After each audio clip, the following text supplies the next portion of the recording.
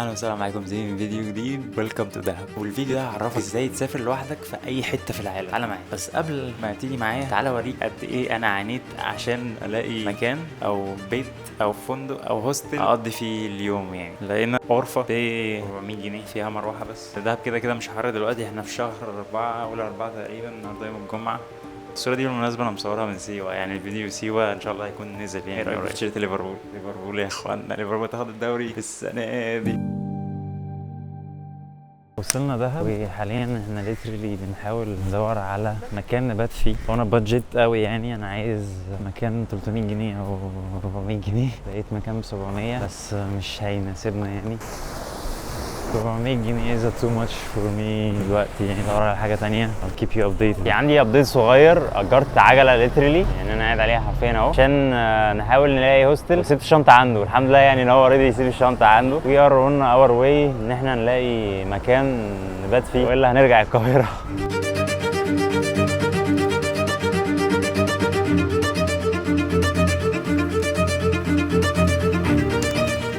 لقينا اوفر ب 400 جنيه بس انا حاسس ان احنا ممكن نلاقي افضل، فهناخد لفه كمان وبعد كده لو ما لقيناش حاجه هنيجي نقعد هنا. قعدت انا عنده السنه اللي فاتت او من 5 شهور تقريبا، كان كويس قوي وستيل كويس قوي يعني.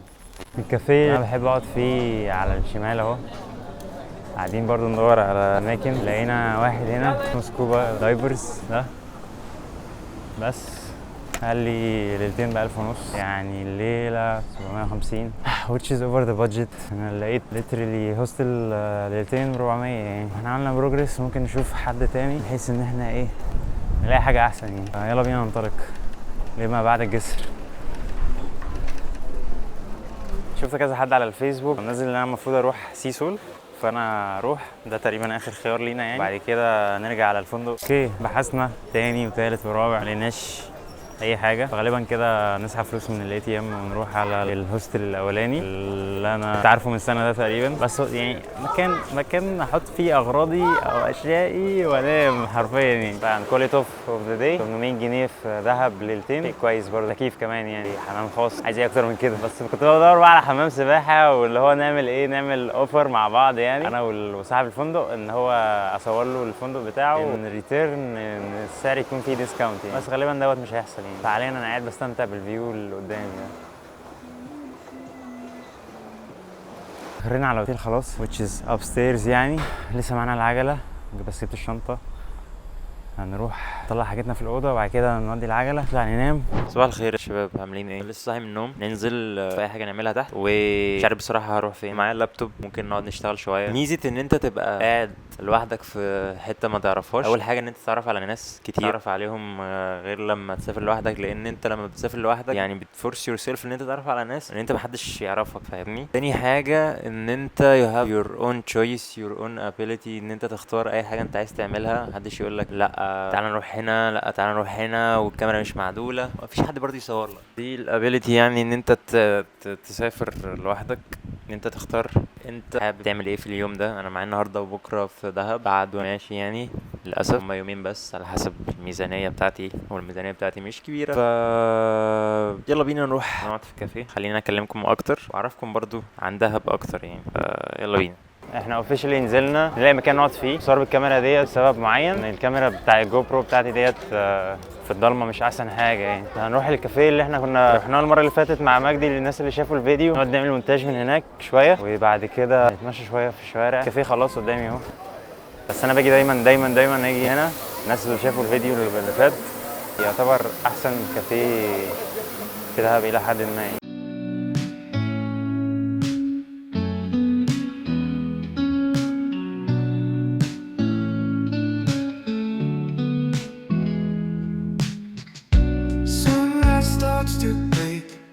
They fade away.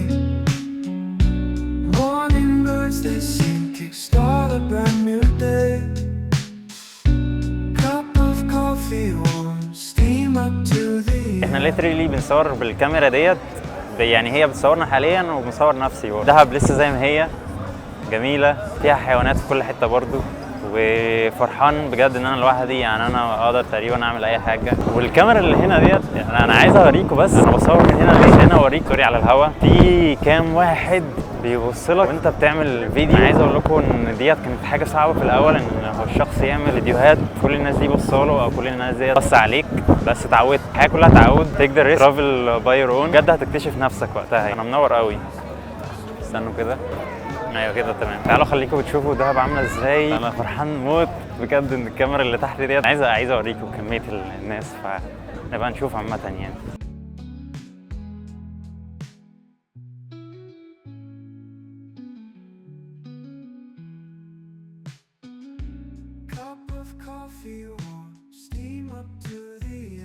حل من المحلات اللي موجوده ده، فشكله تحفه بجد يعني. انا بحب الحاجات دي قوي.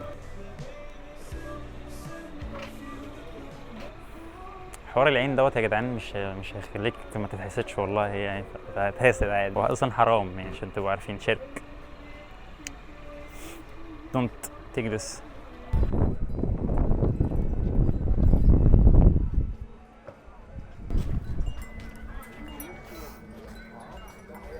حلو البتاع ده،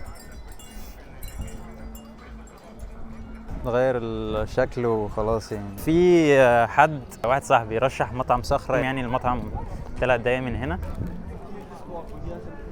فهنروح نشوف الاكل هناك عامل ازاي يعني.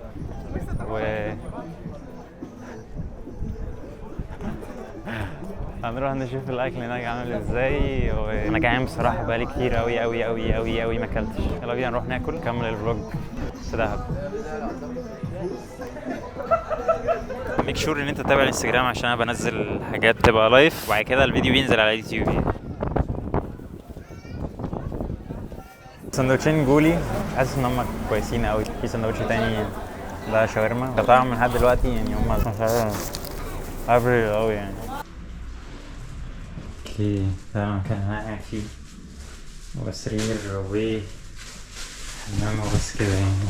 صباح الخير يا شباب. صباح الخير. قبل ما الشمس تشرق، الشمس هتشرق كمان نص ساعة بالظبط. رايحين البحر، ما نمتش امبارح.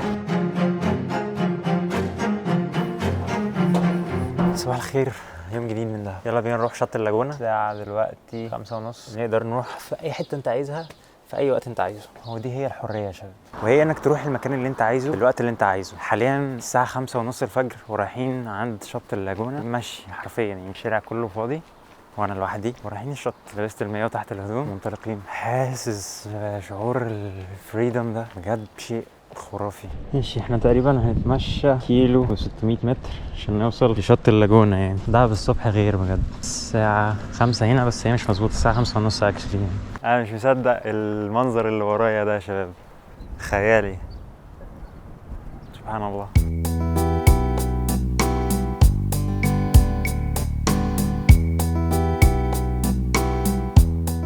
بيقولوا لك سافر، احلم، عيش، بس هل بيقولوا لك ان انت هتلاقي نفسك؟ في حاجات كتيره قوي تقدر تحلم بيها وتحققها لمجرد ان انت بس تامن بنفسك، تاخد الريسك، تسيب نفسك للعالم. الحياه هترفعك. امن بنفسك، خليك طموح، اسعى ورا حلمك. هيجي يوم وهتكون فخور بنفسك، هتكون فخور بنفسك اكتر من اي حد في العالم. وزي ما الناس بتقول مفيش حاجه مستحيله. في الفيديو ده خليك تعيش معايا التجربه، ازاي تسافر لوحدك، ازاي تاخد الريسك، ازاي ما تخافش، ازاي تضغط على نفسك وتحقق اللي انت بتحلم بيه. الفيديو ده انا بوعد نفسي ان شاء الله اخر السنه دي، انا خلاص داخل على 5000، ان انا اكون مور كونسيستنت، ان انا اكون فعلا بعمل الحاجه اللي انا بحبها دايما كل وقت. انت كمان اعمل كده. ليه انا بس؟ مش لما اصحابك تقول لهم تعالوا نسافر، الرد البسيط بتاعهم فاضي، عندي امتحانات، عندي متر، عندي وعندي وعندي وعندي. طب ما تروح انت، مستني ايه؟ اعملها انت بجد. ايه اللي منعك؟ قول لي، انا عايز اعرف بجد. انا بتكلم معاك دلوقتي، انت ايه اللي منعك تسافر تعمل الحاجه اللي انت بتحبها؟ اللي منعك هو انت. خليك مختلف وحقق اللي انت بتحلم بيه. يلا بينا نكمل رحلتنا للاجونة بعد الخطاب الفظيع ده. عجبكم ولا ايه؟ يلا بينا.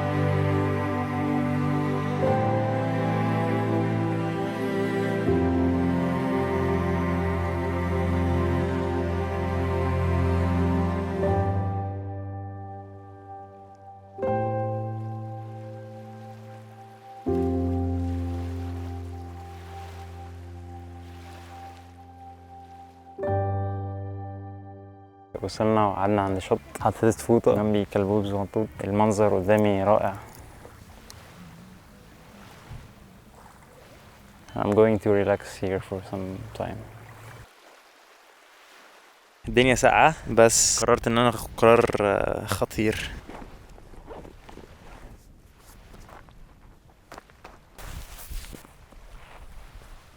اوكي الدنيا تلج، يلا بينا نجرب المية.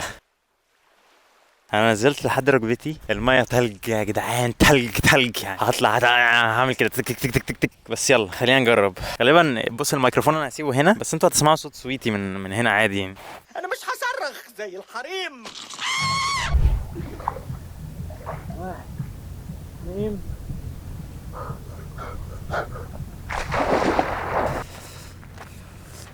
انا حاسس بكمية برد مش طبيعية. هاي كلبوب، جيت تطمن عليا؟ تاخد المايك، قول هاي للجماهير، الجماهير تسمعك. يلا اتكل على الله. عايز ايه يا اسطى؟ شفتش اتلج من كده بجد. هل انا جبت غير؟ في الاغلب لا. خلينا نشوف هنعمل ايه دلوقتي، او مش هغير قدامكم بقى عشان كده هقلع كل يعني. يلا سلام. عامة دي اوحش حاجة فيا، انا ببرد بسرعة قوي قوي قوي يعني. تكتك ليترالي انا بتكتك. يعني في الشتا تقريبا صحابي هم اللي يعرفوا الحوار ده. انا اكتر انسان بيبرد بسرعه في الدنيا، مش عارف ليه. المهم ان انا لما ببرد جامد انا بقيت يعني الشتا اللي فات دوت انا كنت بلبس طبقات، اقسم بالله بلبس الدولاب وانا نازل عشان ما اسقعش، عشان ما تكتكش في الشارع. عايز حل للحوار ده، لو حد عنده حل يا ريت يكتب لي في الكومنت بتاعت الفيديو. ازاي جسمك يستحمل البروده؟ عشان بحب انزل الحاجات الساقعه، وبضيع عليا اوقات اللي هو عشان انا مش قادر، جسمي مش قادر يستحمل، فعشان كده يعني سيب علاج في كومنتات. قابلت راجل زي العسل، خدني معاه في طريقه لحد تقريبا البيت، يعني قدامنا بتاع 5 دقايق مشي مثلا. خلينا نروح البيت انام شويه بصراحه عشان مش قادر. بالليل بقى نشوف هنعمل ايه. صباح الخير. ده حاليا 9 وربع. حاليا هنروح ناكل. didn't get my salary yet. في مشكله عايز احكيها لكم، يعني خليكم متابعين الفيديو ده عشان تعرفوا المشكله دي ايه. حلو البيت اللي ورا ده، شكله لطيف. والله انا مش عارف اكل ايه. كل المحلات اللي شكلها غريب قوي يعني. دخلت بقالي 10 ساعات مثلا، اللي هو من وقت اللي هو قبل بعد ما نزلت البحر لو فاكرين. جيت اكلت اندومي، عايزين بقى ناكل بروبر فود بقى المره دي. سالت على انستجرام، فلو مش عامل لي فولو هناك اعمل لي فولو. رشحوا لي كذا مكان ورايحين نجربهم دلوقتي. مش عارف هي حاجه اوفيشال ولا لا هو يوتيوب فيديو. تمام. لا ده انا بحسب ان هو حاجه اوفيشال، كنت عايز من الاول ادخل بس حبيبي شكرا. وعايز افوق برضه عشان انا لسه صاحي من النوم. دخلنا مطعم كات فيش، انا مش عارف اختار ايه بصراحه، والمنيو عجيبه بصراحه. حاسس ورقه امتحان وش وده. قعدنا عند مطعم اسمه كات فيش، كات ريد سوري. صاحب المطعم المفروض ان هو واحد من اسكندريه، فالمنيو كانت غريبه زي ما وريتكم يعني. انا قعدت في مكان تاني بس قعدت مكان من بره عشان جوه كان حر شويه. قال لي ان احلى حاجه موجوده هنا هي الباستا البيتزا، وقال لي ان البيتزا اللي هنا هتكون من احلى بيتزا اكلتها في حياتك. احلى بيتزا انا اكلتها كانت من فينيز الزمالك، بحبها بصراحه قوي. هي وبيتزا برضه في بورسعيد اسمه بن حاجه، اسم محل كده بس انا كنتش بصور لسه وقتها يعني. فشوف بيتزا الدهب عامله ازاي. واثق فيه بصراحه، نتكلم بثقه موت يعني. اكسايتد وفي نفس الوقت جعان قوي قوي. البيتزا وصلت، شكلها جميل قوي بجد. اوكي خلاص بقى يا كلبوب. نوع البيتزا تشيكن بالمشروم. هي ناكل او سلايس. بسم الله. اوكي بسم الله.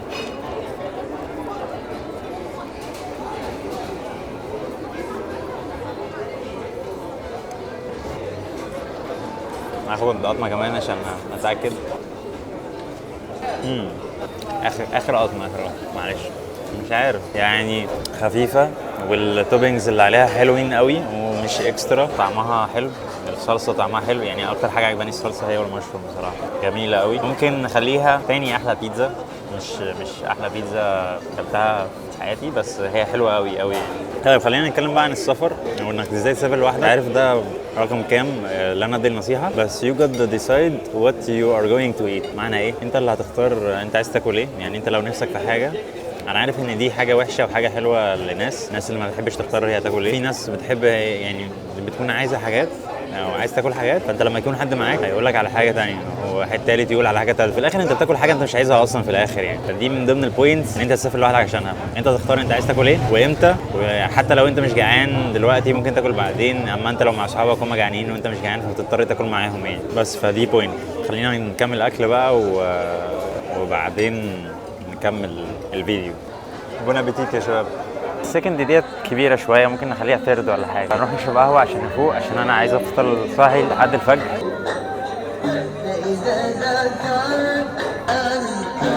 عنده كميه مقالات جامده قوي قبل ما تقرا صف النيه. لو فاتك الياباني مش هتلاقي تاني.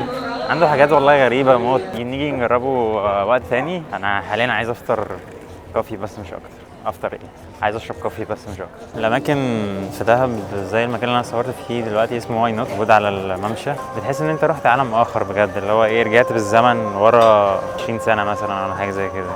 رحلتنا في دهب قربت تنتهي، فاضل حاجه اخيره هنعملها النهارده الصبح. الساعه دلوقتي 2 بالليل، هنعملها النهارده الصبح وبعد كده هنرجع على القاهره يعني. كل توب فور دي نطلع نشوف موفي، نشرب كوبايه قهوه، وبعد كده ننزل نروح المكان السري اللي غالبا ناس كتير قوي في دهب ما تعرفوش. ننزل على الساعه 4 الفجر كده عشان نشوف الشروق من هناك. هيكون حاجه جميله قوي. اجرنا عجله يوم كامل ب 100 جنيه وهنروح على مكان خيالي. العجله الحمد لله ما سرقتش. يلا بينا قبل ما الشروق يطلع. شوف الشمس الدنيا عامله ازاي.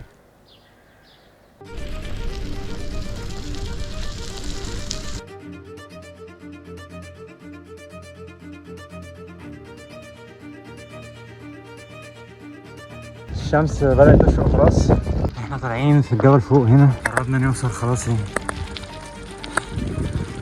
تحفة.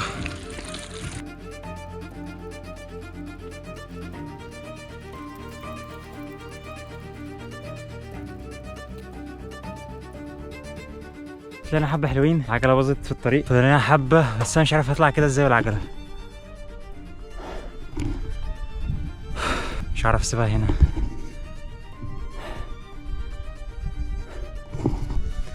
مش عارف اعمل ايه. اصلا شروق طلع خلاص، بس الساعة 5:30 و5 هطلع. خلينا عن التيشيرت او القميص الابيض وبقى كده هاني خلاص قربنا نخلص. الحوار ده فكرني بمكة. صلي على النبي، يلا بينا.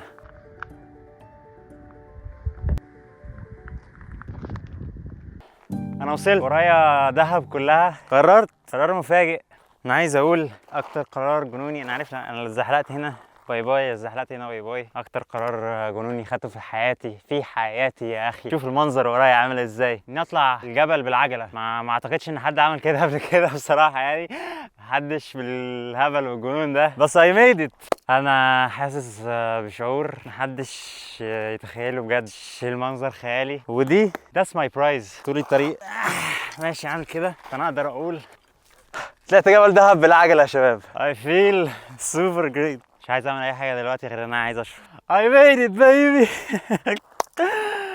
الحمد لله الحمد لله الحمد لله. انا طلعت بخير وبسلامه بدون اي اذى. ان شاء الله انزل بخير وسلامه بدون اي اذى. حاجه هعملها لما انزل ان شاء الله هجيب لي ازازه ميه. هنزلها ازاي مش قادر. على بعد خطوات قدام اخواتنا في غزه، بدعي ربنا انه يشيل الكيان ده. الواحد بجد حزين ومفيش في ايده حاجه يعملها غير ان هو يدعي لهم. ربنا يكون في عونكم بجد. انا مش عارف، لو انت بتتفرج على الفيديو دوت وقادر تعمل حاجه يا ريت تدعم اخواتنا في غزه. ادعي لهم ربنا يبعد عنهم الشر ده ان شاء الله. دهب، نويبع، طابة، بعد كده فلسطين المحتلة. وإن غدا لناظره قريب. إن شاء الله كان المحتل ده يمشي وغزة ترجع حرة. عندي طلب يعني هو كبير بالنسبة لي، بس فيل إن هو ممكن يتحقق. أنا عايز أوجه رسالة جو حطاب. جو شكرا بجد، خلتني يكون عندي حلم إني ألف حوالين العالم.